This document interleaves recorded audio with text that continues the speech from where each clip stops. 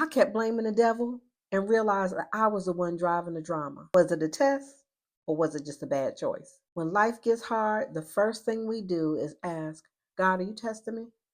But sometimes what we call a test is actually just a result of a choice that we made without consulting God. Let's talk about the difference between a God ordained test and the consequences of disobedience or just plain old poor decision making. First of all, let's be clear. A test comes to help us grow, not to destroy us. In James 1 2 through 4, it tells us that the testing of your faith produces perseverance.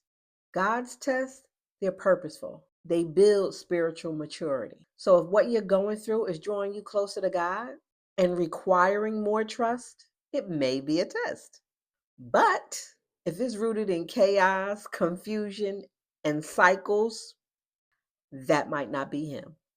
Sometimes the consequences of our bad choices begins with ignoring a red flag. You know what I'm talking about. You get a red flag about something, but you are persistent that, hey, no, I'm going to do it this way, or no, I'm going to go that way. Proverbs 14:12 reminds us that there's a way that seems right. So before things fell apart, did you push past the conviction? Did you ignore the conviction and keep going? God often gives us warnings.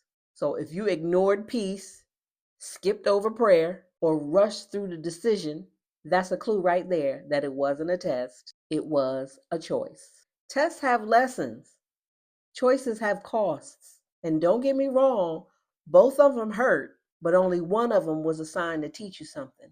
God's tests are invitations for growth. Our poor choices, don't get me wrong, they classrooms too now, but with tuition. Okay? The question the question is, did God enroll you in this test? Or did you just walk into the fire on your own? The fruit will tell the story, you know. Don't forget Matthew 7:16. You will know them by their fruit. A test from God might come with a struggle, but it's going to lead to peace, growth, clarity. Now, a bad choice, that often brings drama, a little bit of confusion, and let's not forget regret. So check your fruit. That'll tell you where it came from. But guess what? God's grace is going to cover them both. But our growth is going to require honesty. Whether you're being tested or you're cleaning up a mess, you're still loved. But healing starts with humility. We're reminded in Proverbs 3:11 through 12. Don't despise the Lord's discipline. God corrects us because He loves us. The same way we correct our kids. You just got to own it, learn from it, and walk in wisdom.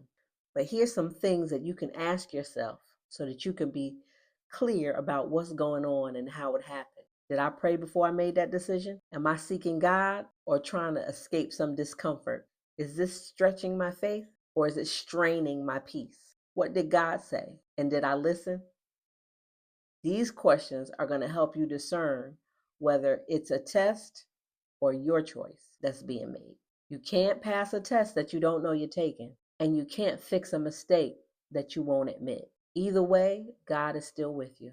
So whether it's a divine detour or a discipline moment, there's still purpose in it. So drop a bullseye in the comments below if this helped you check yourself lovingly.